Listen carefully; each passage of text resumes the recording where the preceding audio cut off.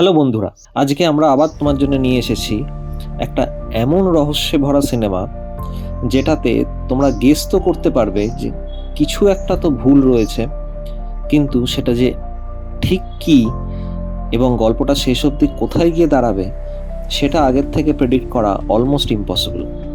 এবং এইখানেই এই গল্পটার সার্থকতা, যেখানে দর্শকও এঙ্গেজড থাকছে, তারাও ইনভেস্টিগেট করতে পারছে নিজেদের মতো করে তাদের মাথার ভেতরে, কিন্তু যে টুইস্টগুলো আসবে সেগুলো কমপ্লিটলি আনএক্সপেক্টেড। এবং এই গল্পে হিরো হিরোইন এর থেকে অনেক বেশি ইম্পর্ট্যান্ট হচ্ছে বাচ্চা। হ্যাঁ, ঠিকই শুনেছেন, একটা বাচ্চা যেটা 2014 সালেতে অনাথ হয়ে যায়, তার জীবন কিভাবে পরিবর্তন হয় এবং তার পেছনে কারা কারা দায়ী ছিল, এবং সেখান থেকে কিভাবে তৈরি হয় একটা হাড় হিম করে দেয়া কাহিনী। আজকের মুভি ডিএনএ সেটার ওপরেই। গল্পের শুরুতে আমরা দেখি 2014 সালের বিজয় হসপিটাল বলে একটি হসপিটাল দেখানো হচ্ছে, যেখানে বর্দা নামক একটি ক্যারেক্টার, সে সেই হসপিটালের সিআরএম বা কম্পিউটারের যে টোটাল সিস্টেমটা রয়েছে সেটাকে হ্যান্ডেল করার দায়িত্বে আছে। সে কাজ করতে করতে খুবই ক্লান্ত, এবং যখন রাত্রেবেলা গাড়ি চালিয়ে তার বাড়ি ফিরছে তখন তার চোখ অলমোস্ট বুজে আসছে ঘুমে, এবং সেদিনকে খুব জোরে বৃষ্টিও হচ্ছিল। এই অর্ধেক জাগা অবস্থায় তার সামনে থাকা একটা বাইককে সে ঠুকে দেয়, এবং গাড়ির থেকে নেমে সে বিস্ফারিত চোখে দেখে যে সেই বাইকে থাকা ভদ্রলোক এবং ভদ্রমহিলা দুজনেই অন স্পট মৃত। লাকিলি ঠিক সেই সময় তার পেছনে একটি অ্যাম্বুলেন্স এসে দাঁড়ায়, যেটি ওই সেম বিজয় হসপিটালেরই অ্যাম্বুলেন্স ছিল। অ্যাম্বুলেন্স চালক তাকে চিনতে পারে এবং তাকে বলে যে চুপচাপ এই লাশ দুটোকে অ্যাম্বুলেন্সে করে হসপিটালে নিয়ে যেতে, যাতে সে বারদাকে বাঁচাতে পারে। কিন্তু ঠিক এমন সময় রাস্তার পাশে ঝোপ থেকে একটা বাচ্চার কান্নার আওয়াজ আসে। এখান থেকে বন্ধুরা আমরা বুঝতে পারি যে সেই স্বামী স্ত্রীর সাথে তাদের বাচ্চাটাও ছিল, যে অ্যাক্সিডেন্টের কারণে ছিটকে সেই ঝোপের মধ্যে পড়ে। হসপিটালে নিয়ে গেলে স্বামী স্ত্রী দুজনেই মারা যান, কিন্তু ভার্দা এবং সেই ভ্যান চালক দুজনে মিলে ডিসাইড করে যে বাচ্চাটার বিষয়ে তারা কিছু বলবে না, চুপচাপ চেপে যাবে, না হলে ভার্দা ফেঁসে যাবে। তাই পুলিশ যখন ইনভেস্টিগেশনে আসে তখন সেই ভ্যান চালক বলে যে ওখানে আর কেউ উপস্থিত ছিল না, এবং সে একটা পেশেন্টকে নামিয়ে ফেরার সময় এই অ্যাক্সিডেন্টটা দেখে তাদেরকে তুলে নিয়ে আসে, এবং এই বাচ্চাটার বিষয়তে সম্পূর্ণভাবে নিশ্চুপ হয়ে যায়। পরে আমরা ফিউচারেতে চলে যাই, সেখানে আমরা দুই বন্ধুকে দেখি, তারা তাদের আরেক বন্ধু যে এই সিনেমার মেন লিড তার বিষয়ে কথা বলছে। তার গার্লফ্রেন্ড তাকে ছেড়ে চলে যাওয়ার কারণে সে পুরোপুরিভাবে নেশাগ্রস্ত হয়ে থাকে, এবং সে কারণে তার বাবা, তার বাড়ির লোকও তাকে অপছন্দ করে, কেননা একটা মেয়ে ছেড়ে চলে যাওয়ার জন্য সে তার জীবনটাকে সম্পূর্ণভাবে নষ্ট করছে। আমরা কিছু সিনসে দেখতে পাই যে তার এই নেশাগ্রস্ত অবস্থার জন্য তার বাবা, তার পরিবার, তার ভাইয়ের সাথে তার দূরত্ব তৈরি হয়েছে। এরপরে আমাদের ডাইরেক্টর আরেকটি বাড়ির কথা দেখান, যেখানে একটি মেয়েকে তার মা বারবার করে বোঝাচ্ছে যে আজ তার সম্বন্ধ জন্য ছেলে এসেছে, কিন্তু সে যেন তাদের সামনে বেশি কথা না বলে, বেশি না হাসাহাসি করে বা উল্টোপাল্টা কিছু না বলে ফেলে। মেয়েটির আচার আচরণ দেখে দর্শক এখানে বুঝতে পারবে যে সে সুস্থ মতো হলেও তার ভেতরে কিছু অস্বাভাবিকতা আছে।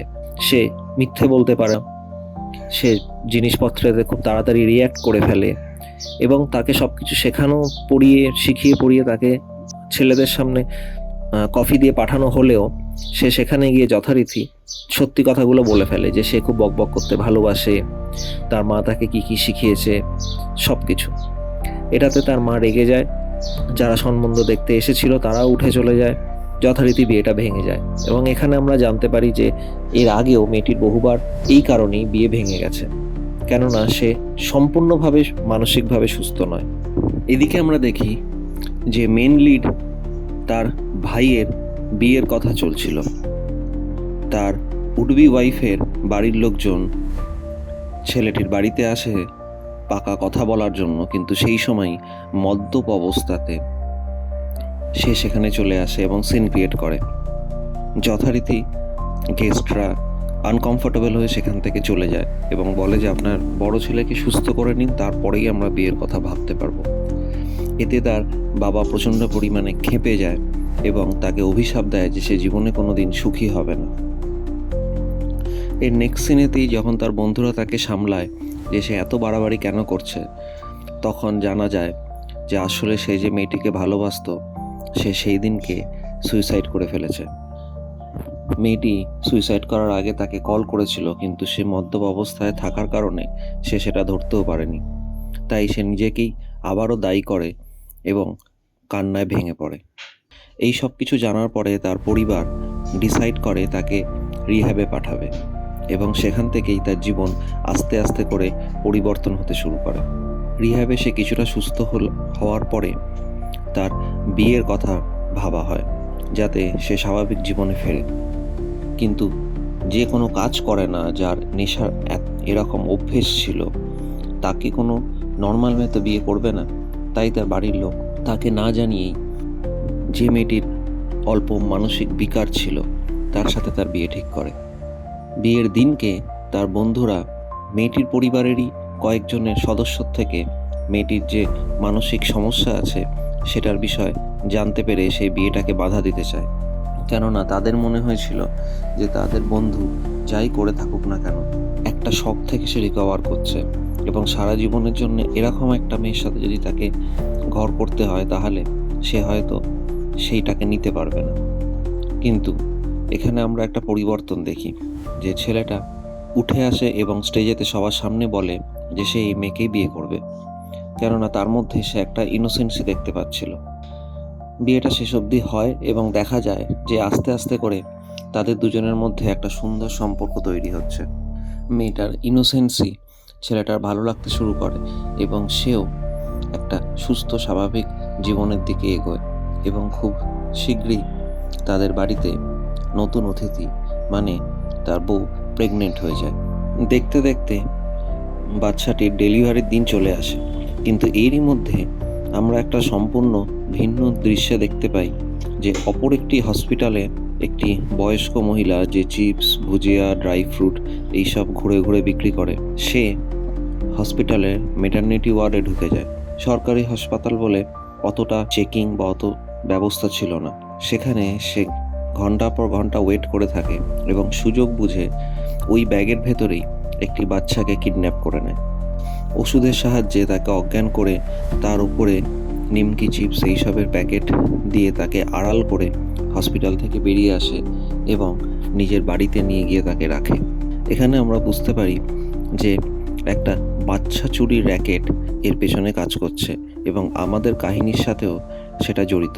দেখতে দেখতে দিব্যার ডেলিভারির ডেট চলে আসে এবং দিব্যা একটি বেবি বয়ের জন্ম দেয়। পরিবারের সবাই যথারীতি খুব খুশি হয়। তার ঠাকুরদা সঙ্গে সঙ্গে জ্যোতিষীকে ফোন করে এবং জ্যোতিষী বলে যে সে খুব ভালো লগ্নে জন্মেছে। নার্স তার বাচ্চাটিকে নিয়ে মেডিকেল ট্রিটমেন্টের জন্য নিয়ে যায় এবং কিছুক্ষণ পরে যথারীতি তাকে ফেরত নিয়ে আসে। এর মাঝখানে আমরা দেখতে পাই যে সেই বুড়ি মহিলাটি যে এর আগে সরকারি হাসপাতাল থেকে বাচ্চা চুরি করেছিল, সেও সেই হাসপাতালে পৌঁছে গেছে। তার হাবভাব দেখে বোঝাই যাচ্ছে যে সে কিছু একটা প্ল্যান করছে। বাচ্চাটি যখন দিব্যাকে দেয়া হয় ব্রেস্ট ফিডিংয়ের জন্য, তখন গল্পের সবথেকে বড় টুইস্ট আনে দিব্যা। সে বলে যে এই বাচ্চাটি তার নয়। পরিবারের সবাই চমকে যায় এবং তারা তাকে বোঝানোর চেষ্টা করে যে এটিই তার বাচ্চা। তারা মনে করে যে তার মানসিক কারণে সে তার বাচ্চাটাকে হয়তো চিনতে অস্বীকার করছে, কিন্তু দিব্যা বারবার বলতে থাকে যে এই বাচ্চাটা তার বাচ্চা না এবং সে নিজের বাচ্চাকে ফেরত পাওয়ার জন্য কাকুতি মিনতি করতে থাকে। ওখানকার যে চিফ ওয়ার্ডেন সে তার বরকে নিয়ে গিয়ে বোঝায় যে এটা হয়তো তার মানসিক কারণে এবং সেই মানসিক কারণেরটা যদি আগে বলা থাকতো তাহলে হয়তো তারা সেইভাবে প্রিকশন নিত। কিন্তু দিব্যা বারবার আনন্দকে বলতে থাকে যে সেই শিওর যেটা তার বাচ্চা না। আনন্দের দিব্যার কথায় ভরসা হতে শুরু করে এবং সে পুলিশকে নিয়ে আসে। কিন্তু পুলিশ যখন সিসিটিভি ফুটেজ দেখে, নার্সদের সাথে কথা বলে, তখন পুলিশেরও মনে হয় যে হয়তো দিব্যাই ভুল বলছে। ইতিমধ্যে দিব্যা পাগলের মতো ওর বাচ্চাকে নিয়ে হসপিটালে টানাটানি করতে থাকে, গার্বেজ ক্যানের ভেতরে গিয়ে খুঁজতে থাকে। এটাতে আরও বেশি করে লোকের মনে হয় যে সে পাগল এবং সেই জন্যে সেই উল্টোপাল্টা কথাবার্তা বলছে। যেহেতু পুলিশও তার কেসটা নিতে চায় না, কেননা খুব একটা স্ট্রং এভিডেন্স তারা খুঁজে পায় না, বাধ্য হয়ে আনন্দ দিব্যা সেই বাচ্চাটিকে নিয়ে বাড়িতে আসে কিন্তু দিব্যা তখনও বলে যেতে থাকে যে এটি তার বাচ্চা নয়। তাকে আনন্দ বোঝায় যে যতক্ষণ না তার বাচ্চা তাহলে তারা খুঁজে পাচ্ছে, ততক্ষণ এই বাচ্চাটির দেখভাল করা তাদের দায়িত্ব। এই বলে সে সাময়িকভাবে জিনিসটাকে ধামাচাপা দেওয়ার চেষ্টা করে, কিন্তু তার মনেতেও দ্বিধা দ্বন্দ্ব তৈরি হতে থাকে যে যদি দিব্যা ঠিক হয় তাহলে কি হবে। আনন্দ পুলিশের সাথে ডিসকাস করে যে এই সিচুয়েশনে কি করা উচিত শিওর হওয়ার জন্য। পুলিশ তাকে বলে যে ডিএনএ টেস্টই একমাত্র এর সলিউশন, প্রাইভেট থেকে তারা যদি চায় তো করাতে পারে। আনন্দ তার বন্ধুর মারফত প্রাইভেটেতে একজনকে খুঁজে বার করে যে পয়সার বিনিময় 48 ঘন্টার ভেতরে রেজাল্ট বার করে দেবে। এবং যখন রেজাল্ট আসে তখন আনন্দ মেরে যায়, কেননা সেই বাচ্চাটি তার নয়। মাত্র 0.0034% চান্স ছিল, যার মানে হচ্ছে যে এই বাচ্চাটি কোনোভাবেই আনন্দ এবং দিব্যার নয়। এটা জানার সাথে সাথে তারা পুলিশের কাছে যায়, কিন্তু পুলিশ তাদেরকে বলে যে হসপিটাল এটাতে কোঅপারেট করবে না এবং তারা হয়তো লিগ্যাল কেসের দিকেও এগোতে পারে, এবং লিগ্যাল কেসের দিকেই এগোয়। পুলিশ তাকে যথেষ্ট কোঅপারেট করে এবং একজন ইন্সপেক্টরকে তার সাথে দেয়। তদন্ত চলাকালীন আনন্দের মনে নানা ধরনের ভয় ঢুকতে থাকে, কেননা সে যখন পুলিশের সাথে থাকে তখন সে জানতে পারে যে প্রতি বছর এরকম প্রচুর বাচ্চা নিখোঁজ হয়ে যায় এবং বেশিরভাগ ক্ষেত্রে ছেলেদেরকে বলি দিয়ে দেয়া হয় এবং মেয়েদেরকে পাচার করে দেয়া হয়। এটা শুনে যে কোনো সদ্য যে বাবা হয়েছে তার মনের কি অবস্থা হবে আপনারা বুঝতেই পারছেন। যেখানে বলি দেয়া হয় সেরকম যা খবর পায় সেখানে আনন্দ পুলিশের সাথে ছোটে, সেখানে তাদের ধস্তাধস্তি হয় বিভিন্ন চোরাকারবারিদের সাথে, কাউকে ময়লার ডিব্বার ভেতরে পাওয়া যায়। কিন্তু এখানে একটা নতুন সমস্যা দেখা দেয় যে আনন্দ সেই বাচ্চাগুলোকে দেখে চিনতে পারে না যে এর থেকে তার সন্তান কোনটা, কেননা সে মাত্র কয়েক সেকেন্ডের জন্যই তার বাচ্চাকে দেখেছিল এবং এত সদ্যজাত বাচ্চা সেটা তখন যখন তাকে দেখানো হয় সেটা একটা বড় প্রবলেম ক্রিয়েট করে। কেননা যদি তার নিজের বাচ্চাকে সে তার চোখের সামনে দেখেও নেয় তাহলেও সে হয়তো তাকে চিনে উঠতে পারবে না। কোর্ট কেসেতে গড়ায় এবং সেখানে জাজ রিপোর্টটা অ্যাকসেপ্ট করে, কেননা এটা একটা বাচ্চার কেস ছিল এবং সেখানে টাইমিংটা খুব ইম্পর্ট্যান্ট। হসপিটালকে কোঅপারেট করতে বলা হয়, কিন্তু হসপিটাল খুব একটা সেটা খুশি মনে মেনে নেয় না। কোর্ট এটাও অর্ডার দেয় যে যতক্ষণ না যে বাচ্চাটি আনন্দ আর দিব্যার কাছে রয়েছে তাদের বাবা মাকে পাওয়া যায় ততক্ষণ তারাই তার দেখভাল করবে এবং বাবা মা আসলে তারা তাকে তা ফেরত দিয়ে দেবে। এরপরে আনন্দ আর সেই পুলিশ ইন্সপেক্টর হাসপাতালে সবাইকে এক এক করে জিজ্ঞাসাবাদ শুরু করে, কিন্তু হসপিটালের সিনিয়র্সরা ক্লিয়ার ইনস্ট্রাকশন দিয়ে রাখে তাদের স্টাফদেরকে যে তারা যেন যতটা কম ইনফরমেশন এবং শুধু হ্যাঁ বা না এতে উত্তর দেয়। এখান থেকে আমরা বুঝতে পারি যে হাসপাতাল নিজেদের দায় ঝেড়ে ফেলতে চাইছে। সিসিটিভি ক্যামেরার ফুটেজও পুলিশ নেয় এবং সেটাকেও তারা পর্যবেক্ষণের জন্য পাঠায়। এর মধ্যে পুলিশ আনন্দকে নিয়ে জেলের একজনের সাথে দেখা করতে যায়, কেননা পুলিশ তাকে বলে যে অনেক ক্ষেত্রে যে মাস্টার মাইন্ড থাকে সে জেল থেকেই অপারেট করে।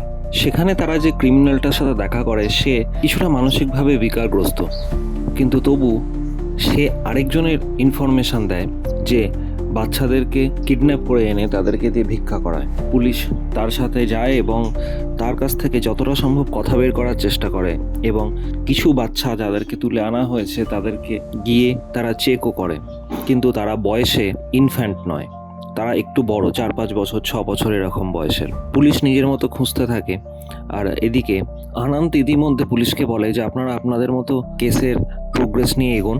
সে নিজে গিয়ে বিভিন্ন হসপিটালে 4th গ্রেড স্টাফদেরকে জিজ্ঞেস করতে শুরু করে।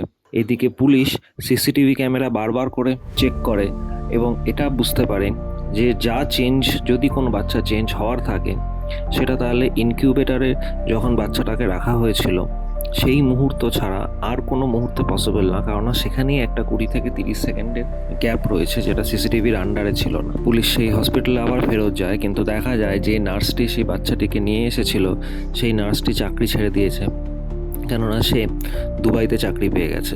পুলিশের সন্দেহ হয় এবং সেই নার্সটির সঙ্গে দেখা করে, কিন্তু দেখা যায় যে সে তখনও বাড়িতে রয়েছে এবং সে সত্যি দুবাইতে চাকরি পেয়েছে। ইতিমধ্যে আনন্দ যখন বিভিন্ন হসপিটালে ঘুরছে তখন সেই বুড়ি মহিলাটির সাথে আর দেখা হয়ে যায়। সেই বুড়ি মহিলাটি সেদিনকেও একটা বাচ্চা তার চিপসের প্যাকেটের ব্যাগের মধ্যে চুরি করে সেখান থেকে যাচ্ছিল। আনন্দ অবভিয়াসলি জানতো না যে সে কে, কিন্তু ভাগ্যবশত আনন্দ তার সাহায্য করতে গিয়ে তার দুটো ব্যাগই ধরে, কিন্তু সেই ব্যাগটা যখন পরে তার রিয়েলাইজ হয় যে একটা চিপসের প্যাকেটের ব্যাগের এত ওজন হতে পারে না, সঙ্গে সঙ্গে তার রিয়েলাইজ হয় যে নিশ্চয়ই এর ভেতরে বাচ্চা রয়েছে। সে সেটাকে চেস করতে শুরু করে সেই বুড়ি মহিলাটাকে এবং তার বাড়িতে অবধি গিয়ে পৌঁছায়। সেখানে গিয়ে সে দেখে যে আরেকজন গুন্ডা টাইপের লোক তার বাড়ির থেকে বের হচ্ছে। সে বুঝতে পারে যে এটা কোনো একটা বড় র্যাকেট এবং সে পুলিশকে ইনফর্ম করে সেই গুন্ডাটার পিছু নিতে থাকে। পুলিশও আনন্দের কথা মতো সেই লোকেশনে পৌঁছায়, যেখানে গিয়ে তারা দেখতে পায় যে একটা আন্ডার কনস্ট্রাকশন বিল্ডিংয়ের মধ্যে তাদের টোটাল গ্যাংটা অপারেট করছে। সেই আন্ডার কনস্ট্রাকশন বিল্ডিংটাতে সেই দিনকেই যে বাচ্চাটাকে ওরা চুরি করে এনেছিল সেটা ডেলিভারি করার কথা ছিল একটি লোক। সেও সেখানে পৌঁছে যাওয়াতে পুলিশ তাকে ধরে ফেলে এবং দেখা যায় যে সে হচ্ছে সেই ব্যক্তি যে ওই হসপিটালে নার্স সাপ্লাই করতো। এখান থেকেই দুয়ে দুয়ে চার করতে শুরু করে পুলিশ এবং এটাও খুঁজে বার করে যে যে নার্সটা আনন্দের বাচ্চাকে ইনকিউবেটর থেকে নিয়ে গেছিল এবং নিয়ে এসেছিল তারা আসলে যমজ বোন। হ্যাঁ বন্ধুরা, এটা একটা বড় টুইস্ট। এই যমজ বোন হওয়ার অ্যাডভান্টেজটা নিয়েই তারা ক্যামেরাকে ফাঁকি দিয়ে ওই অল্প সময়ের ভেতরে বাচ্চাটাকে রিপ্লেস করে দিয়েছিল।